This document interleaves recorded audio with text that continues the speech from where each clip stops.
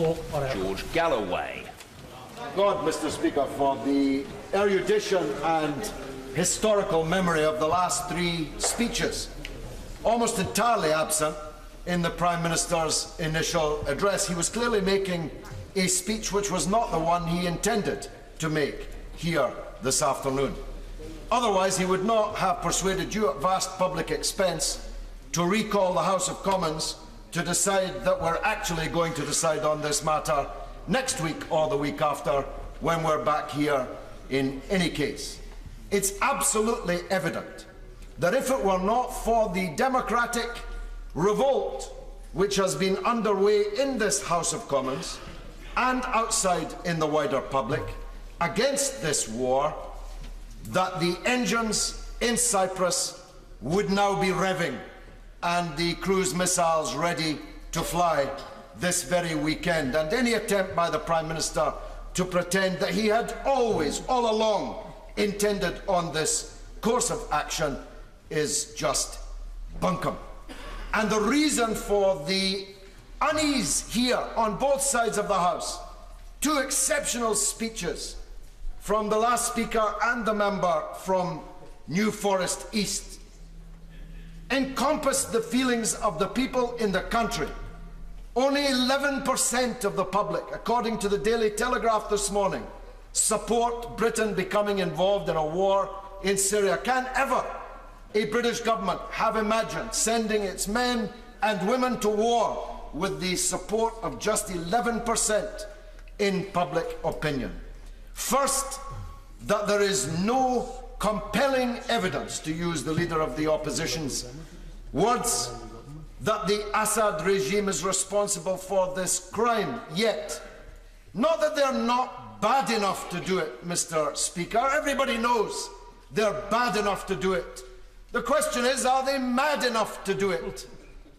To launch a chemical weapons attack in Damascus on the very day that a United Nations chemical weapons inspection team arrives in Damascus must be a new definition of madness. And of course, if he is that mad, how mad is he going to be once we've launched a blizzard of Tomahawk cruise missiles upon his country? Now, as I heard the front bench describe how bad he was, I wondered just why the former Prime Minister forced Her Majesty to billet him in her guest room at Buckingham Palace just a few years ago, and how a former Prime Minister recommended him for an honour, and how he was hailed in all corners as a moderniser. But of course the narrative has changed, because the government is intent on regime change in Damascus. Which brings me to the only other point I'm going to be able to make in the time available. The reason for the unease is that people can see the character of the Syrian opposition. They have seen the videos. We've heard about horrific videos. Take a look at the video of one of the commanders of the Syrian revolution cutting open the chest of a human being and eating his heart and liver and videotaping himself and putting it up on YouTube because he thought it might be considered attractive. Take a look at the videos of Christian priests having their heads sawn off, not chopped off, sawn off with bread knives. Even a bishop in the Christian church was murdered by these people. Every religious minority in Syria, and there are 23 of those, is petrified at the victory of the Syrian rebels that the British Prime Minister and Foreign Secretary have been doing their utmost to supply with weapons and money these last 2 years, and they cannot deny it. They say it's now about this crime, whoever committed it. But it's been the government's policy for 2 years to bring about the defeat of the regime in Damascus and the victory of the kind of people responsible for these crimes. I have 20 seconds left. Willingly.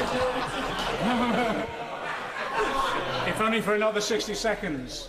Remember, the honourable member had made reference, but let's remember where those arms have come from over decades from this country supplied to Syria. Indeed, indeed. I have now 60 seconds at my disposal, so let me make this point more clearly. When did Russia and China, 2.5 billion people, cease to be members of the international community? Who are you on the other side to decide what the international community thinks should do? If you're unable to persuade the Security Council to go along with your point of view, who are you to decide that you will launch a war in any case? You see, I keep hearing about the unreasonable use of the veto. I've heard that many times over the last few years in this House. The United States has vetoed every attempt to obtain justice for the Palestinian people and to punish and issue retribution for international law-breaking on the part of Israel, and nobody in this House has said one word about it. Yes, I'll give way. Very grateful for the honourable member for giving way to me. Mr. Speaker, I think you would be very interested to know that I had several constituents email me about comments made by the honourable member for Bradford West on Iranian Press TV, in which my constituent claims that the honourable member said that Israel supplied the chemical for the attacks in Syria. I would find that very hard to believe that the honourable member said that. So would he like to take this opportunity to refute that or provide the evidence to satisfy my constituent? Well, it just shows the unreliability of relying upon green ink letters, whether they come in the post or in emails. For I said no such thing. But the Syrian rebels definitely had sarin gas, because they were caught with it by the Turkish government, as was referred to by the former government minister opposite. If you'll forgive me, I forget his constituents.